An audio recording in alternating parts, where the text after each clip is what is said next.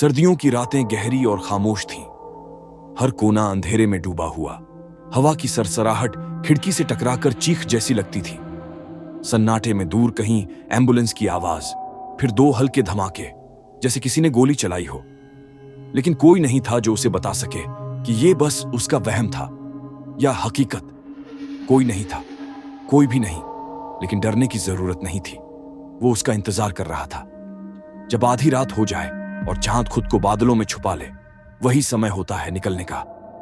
उसने बिस्तर छोड़ा बिना कुछ बोले, आंखें बंद की, सांस रोककर बाहर निकली, जैसे किसी अनदेखी शक्ति ने उसे खींच लिया हो।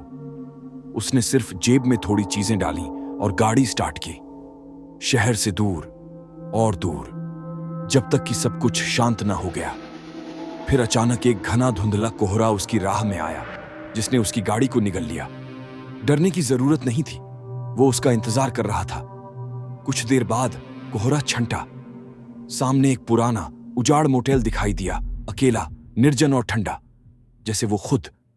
भीतर दाखिल हुई, हर तरफ खामोशी। रिसेप्शन पर बस एक चाबी रखी थी, उस कमरे की जिसका पता उसे खुद नहीं था। लेकिन पैर खुद ब खुद उस तरफ बढ़ते गए। कमरा खोला, बिस्तर पर लेटी। लेकिन यह बिस्तर भी उतना ही ठंडा और सुनसान था जैसे उसका अपना बिस्तर। मगर जैसे ही उसने तकिए को भींचा, कुछ गर्म महसूस हुआ। एक जोड़ी हाथ, सड़े गले, टेढ़े मेढ़े, उसके शरीर पर रेंगते हुए। वो वही था, वही जो इंतजार कर रहा था। उसके शरीर से चमकदार रोशनी झलक रही थी, जैसे उसके अंदर दूसरी दुनिया का उजाला कैद हो। उसकी काली, गोल, बिना पलक की आंखें सीधी उसे निहार रही थीं। उसके होंठ फटे हुए थे, गर्दन पर गहरे नीले निशान थे, जैसे किसी ने उसे बुरी तरह गला घोंटने की कोशिश की हो।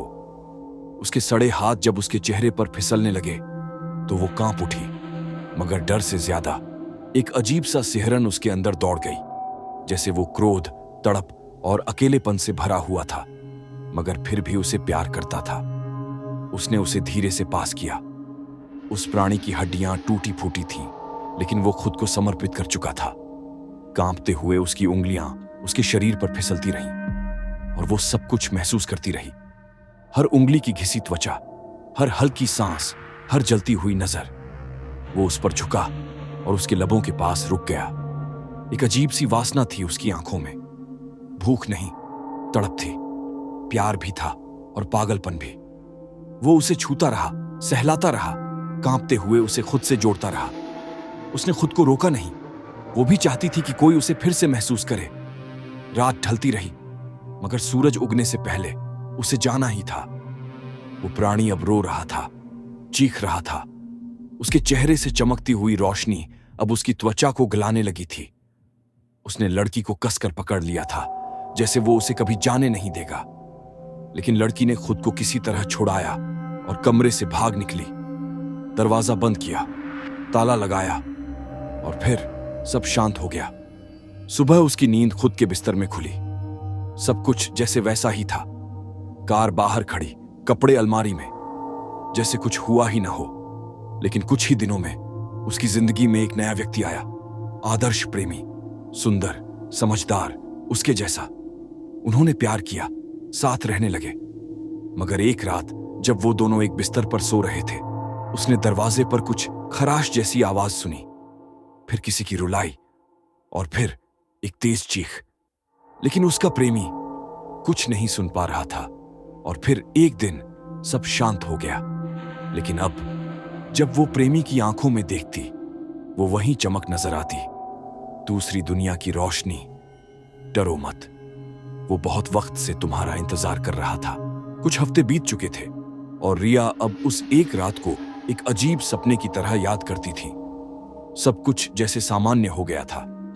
अर्जुन, वो नया प्रेमी जिससे उसकी मुलाकात उस रात के बाद हुई, अब उसके साथ रहता था। वो आकर्षक था, संवेदनशील था और जैसे उसके लिए ही बना हो। लेकिन रिया की आंखों में हमेशा एक डर था, एक छाया, एक उपस्थिति जिसे कोई और महसूस नहीं कर पाता था। एक रात जब बाहर बारिश हो रही थी और घर में सिर्फ दिए की मध्यम रोशनी थी, अर्जुन ने रिया को अपनी बाहों में भर लिया।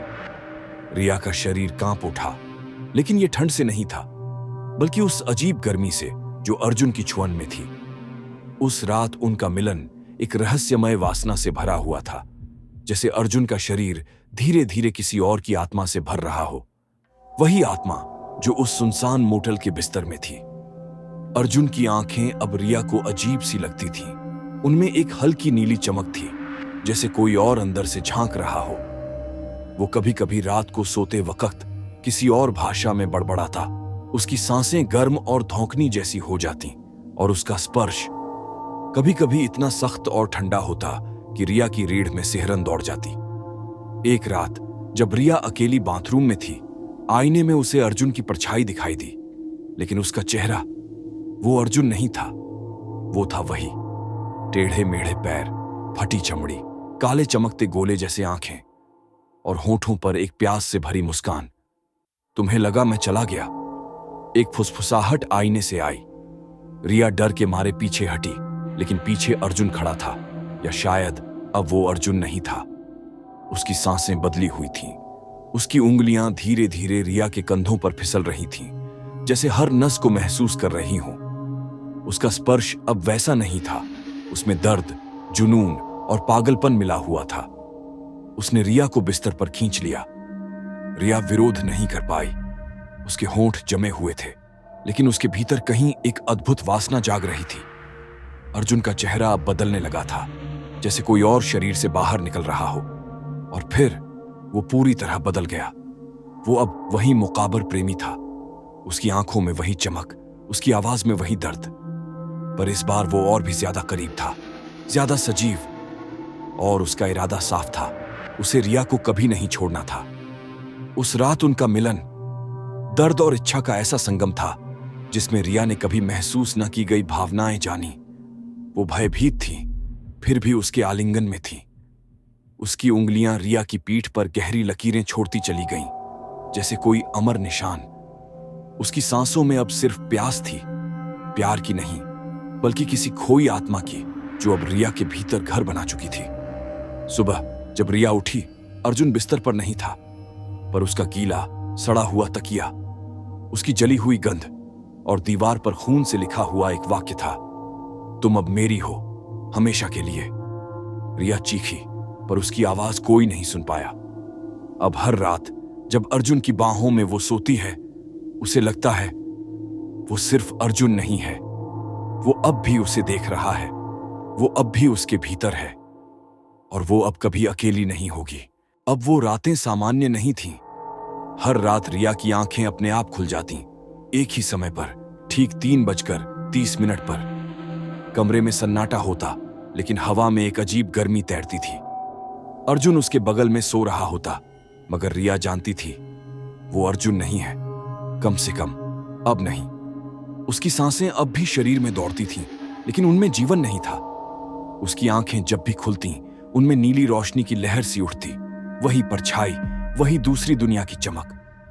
वो अब धीरे धीरे इंसान से कुछ और बनता जा रहा था, कुछ ऐसा जो सिर्फ रिया से जुड़ा था। रिया अब डरती नहीं थी, वो आदत डाल चुकी थी उस अजीब भय की, मगर अब उसका शरीर खुद उस आत्मा की लालसा करने लगा था। उसका तन अब उस सड़े हुए स्पर्श की गर्मी के बिना अधूरा लगता था।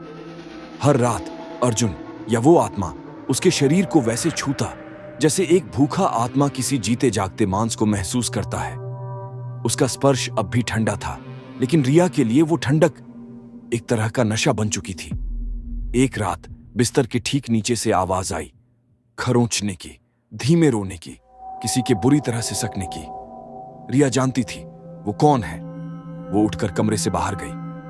पूरे घर में अंधेरा था, बस चांद की एक हल्की रोशनी खिड़की से झांक रही थी। जैसे ही उसने दरवाजा खोला, ठंडी धुंध का एक झोंका भीतर घुस आया, और उसके साथ वो भी।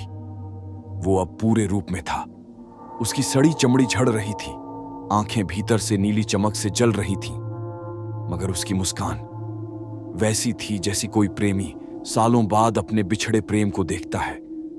तुमने मुझे फिर बुलाया। उसकी फुसफुसाहट हवा में तैर गई। रिया ने कुछ नहीं कहा, वो सिर्फ पीछे हटी, धीरे धीरे, और बेडरूम में चली गई। वो जानती थी अब कोई अर्जुन नहीं बचा। बिस्तर पर लेटते ही वो आत्मा उसके ऊपर आ गया, धीरे धीरे अपने विकृत होठों से उसके माथे को छूते हुए, फिर गालों को, और फिर होठों को। उसका शरीर अब भी ठंडा था, मगर रिया के लिए वो आग जैसा था। उनके शरीर एक दूसरे में लिपटते गए और हर बार जब वो उसे छूता, एक नई चीख कमरे में गूंजती, मगर वो चीख दर्द की नहीं, जुनून की थी। वो आत्मा अब सिर्फ रिया को चाहता था और रिया खुद को उसे सौंप चुकी थी। रिया की आंखें बंद थीं, लेकिन वो महसूस कर सकती थी कि अब वो सामान्य नहीं रही। हर बार जब वो उसकी त्वचा को चूमता, रिया के भीतर कुछ टूटता और कुछ नया जन्म लेता। अचानक रिया की आंखें खुली। वो आईने की ओर देखती है। उसकी आंखों में अब वही नीली रोशनी थी और अब वो दोनों इंतजार करते हैं किसी नए के लिए, किसी अकेले प्रेमी के लिए जो ठंडी रातों में अकेले सोता है। क्योंकि अब रिया भी तुम्हारा इंतजार करती है। अब रिया अकेली नहीं थी। वो और वो आत्मा जो कभी किसी वीरान मोटल में ठंडे बिस्तर पर सिसकती आंखों से तड़पता था, अब एक हो चुके थे। उनका रिश्ता अब सिर्फ आत्मा और मानव का नहीं रहा, बल्कि कुछ और बन चुका था। एक शापित प्रेम जो अब किसी और को तलाश रहा था। रिया के घर में सब कुछ सामान्य दिखता था, पर सिर्फ बाहर से। अंदर एक रहस्य पनप रहा था। हर रात बिस्तर पर दो परछाइयां होती, मगर बिस्तर पर कोई तीसरा बुलावा भी महसूस करता था। कोई और जो धीरे धीरे उस मोहजाल में फंसता चला जा रहा था। उस मोहजाल का शिकार बना करण, रिया का नया पड़ोसी, शांत, सुलझा हुआ, अकेला और सबसे अहम बात, प्यार की तलाश में भटकता हुआ। रिया उसे हर रोज देखती थी, बालकनी से, खिड़की के उस पार से। उसकी आंखें अब भी इंसानी लगती थीं, पर उनमें वो चमक थी जो बस शिकार देखकर आती है। एक रात करण को एक अजीब सपना आया। एक मोटल, ठंडी हवा और एक कमरा जिसमें एक औरत बिस्तर पर लेटी थी। उसकी आंखों में दर्द भी था और वासना भी। अगली सुबह करण के दरवाजे पर रिया खड़ी थी, सफेद साड़ी में, बाल खुले हुए, होठों पर एक नरम लेकिन रहस्यमयी मुस्कान। कॉफी? उसने पूछा। करण ने हां कर दी और वहीं से शुरू हुआ उस आखिरी शिकार की कहानी। कॉफी में कुछ था, कोई मोहक खुशबू, कोई अदृश्य खिंचाव जिसने करण को धीरे धीरे जकड़ लिया। उसकी आंखों के सामने रिया का चेहरा एक पल के लिए बदल जाता। नीली चमक, पिघली त्वचा और काले हाथों की परछाई। पर अगले ही पल वो मुस्कुरा रही होती, जैसे कुछ हुआ ही ना हो। रात को करण को नींद नहीं आती थी। वो बेड पर करवटें बदलता, रिया की साड़ी की खुशबू जैसे कमरे में फैली होती, और फिर खरोंचने की आवाज, सिसकियां और एक जाना पहचाना जुमला, डरो मत, हम तुम्हारा इंतजार कर रहे हैं। अगली रात करण रिया के घर गया। कमरा शांत था। बिस्तर पर रिया बैठी थी, उसके बाल भीगे हुए, होंठ गुलाबी और आंखें बिल्कुल चमकती नीली। वो कुछ नहीं बोली, बस हाथ बढ़ाया। करण जैसे सम्मोहित हो गया। वो उसके पास गया और अगले ही पल बिस्तर पर 3 शरीर थे, एक इंसानी, एक आत्मा का और एक अब बनने को तैयार। वो रात सिर्फ एक मिलन नहीं थी, वो एक संक्रमण था। रिया और वो आत्मा अब एक नई रूह की तलाश में थे।